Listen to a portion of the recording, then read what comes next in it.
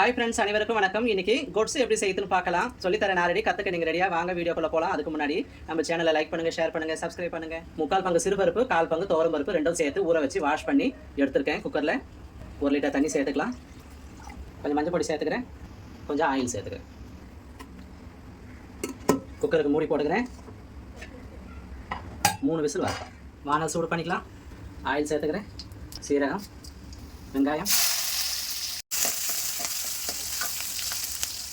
தக்காளி நல்லா வதங்கலாம். கத்திரிக்காய் சேர்த்துக்கிறேன். கேரட்,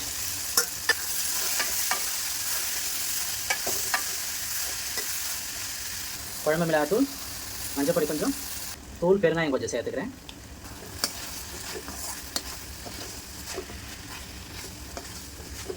நம்ம தண்ணி விட்டு கத்திரிக்காய் நல்லா வேகட்டும். கத்திரிக்காய் நல்லா வெந்துருச்சு. குழைய வேக வச்ச பருப்பு சேர்த்துக்கிறேன்.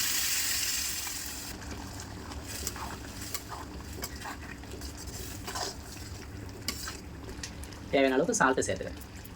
கொஞ்சமாக புளி தண்ணி சேர்த்துக்கிறேன். தேவையான அளவுக்கு தண்ணி விட்டு நல்லா கொதிக்கணும்.